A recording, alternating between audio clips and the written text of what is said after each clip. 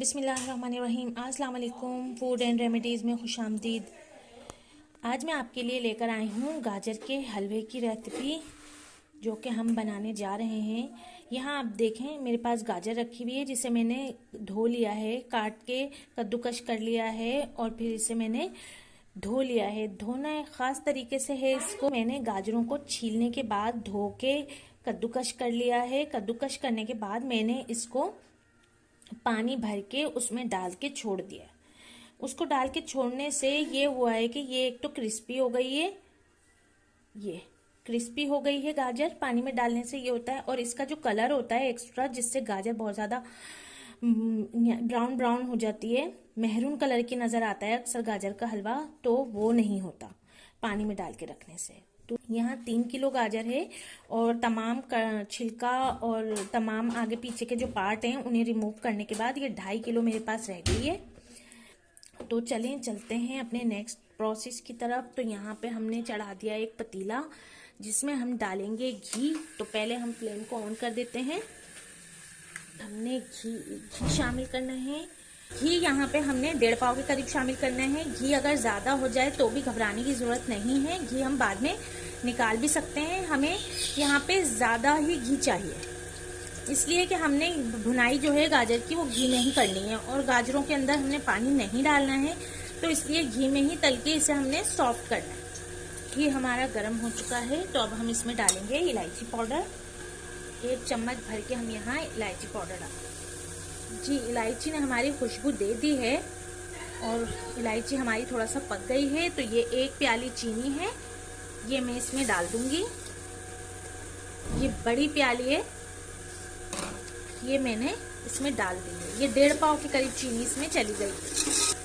और हम इसमें मीठा अपने हिसाब से लेंगे। अगर आपको कम पसंद है तो आप कम ले सकते हैं, और ज़्यादा पसंद है तो आप ज़्यादा भी ले सकते हैं।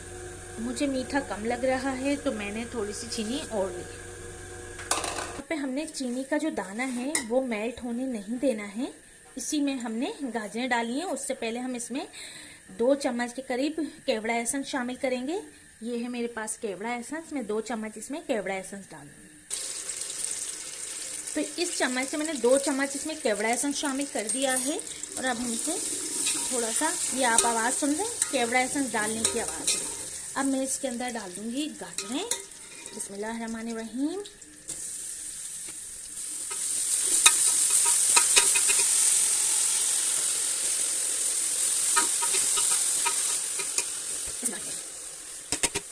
जी, तो यहाँ हमारा पतीला बिल्कुल भर चुका है, और अब हम इसे अच्छे तरीके से मिक्स कर लेंगे।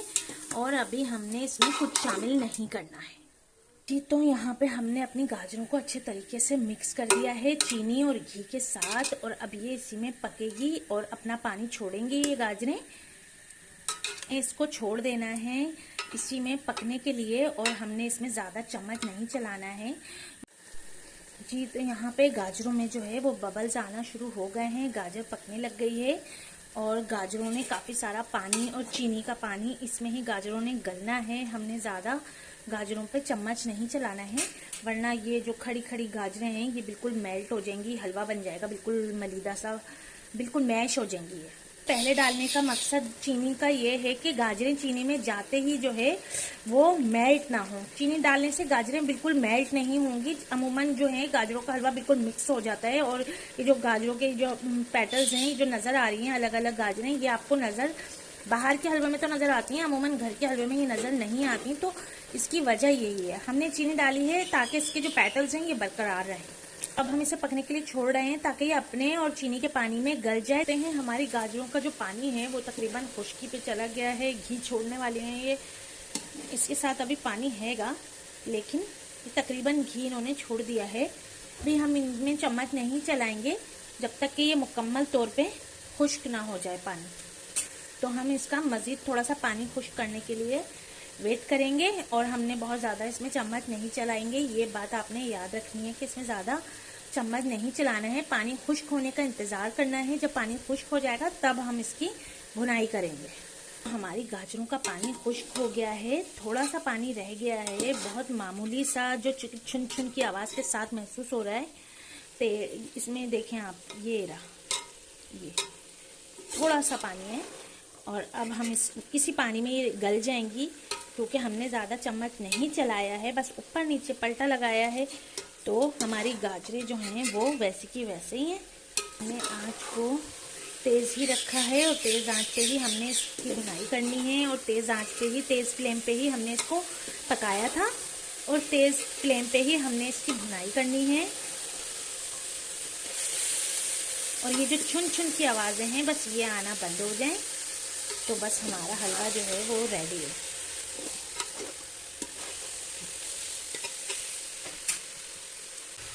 बहुत एहतियात के साथ हमने चम्मच चलाना है, ताकि हमारा जो हलवा है वो, गाजरें हैं वो टूटे नहीं। और इसी तरीके से हमने ऊपर नीचे करके इसकी भुनाई करनी है, ताकि इसका तमाम कच्चापन जो है वो निकल जाए। आप देख सकते हैं कि मैंने ना इसमें पानी डाला है, ना मैंने इसमें दूध डाला है, कुछ भी नहीं डाला। और हमारे गाजर का जो रंग है वो भी बरकरार है, बिल्कुल बाजार वाली गाजर की तरह। ना इसका रंग ब्लैक हुआ है, ना ही मैरून हुआ है, जैसे कि अमूमन हो जाता है। बस हमें इसके जलने का ख्याल रखना है कि गाजरें जो हैं वो हमारी जले ना। और घी अगर ज़्यादा हो जाए तो भी टेंशन लेने की बात नहीं, सारा घी जो है वो निकल जाएगा। हमने इस घी को निकाल देना है बाद में, हमने इसमें रखना नहीं है इस घी को, घी सारा निकल जाएगा। हमारे गाजर के हलवे की भुनाई हो चुकी है और जनाब इसने घी भी छोड़ दिया है तमाम। अब इस स्टेज पर हम इसमें डाल देंगे किशमिश। जी, किशमिश हमने डाल दी है, और बाकी के तमाम ड्राई फ्रूट्स जो हैं वो हम ऐड करेंगे हलवे के, जब हम हलवे को सर्विंग डिश में निकालेंगे।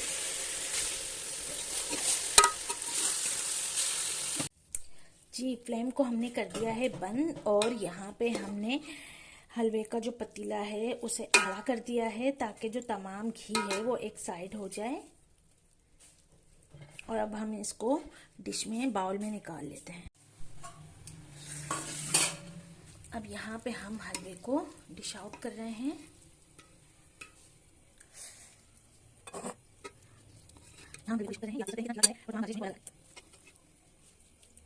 जी तो फ्रेंड्स, यहाँ पे हमने अपने गाजर के हलवे को डिश आउट कर लिया है, आप देख सकते हैं। जी तो मैंने इसे गार्निश कर लिया है, खोए और बादाम, काजू, नट्स जितने भी थे उनके साथ मैंने इसे गार्निश कर दिया है, आप देख सकते हैं। अगर आपको मेरी ये रेसिपी गाजर के हलवे की पसंद आई है, या इसमें कुछ भी अच्छा और नया लगा हो, तो प्लीज़ लाइक शेयर करना ना भूलिएगा, और मेरे चैनल को लाजमी सब्सक्राइब भी कर दीजिएगा। फिर मिलती हूँ किसी नई मज़ेदार सी रेसिपी के साथ, तब तक के लिए मुझे इजाज़त दीजिए। फूड रेमेडी से अल्लाह हाफिज़।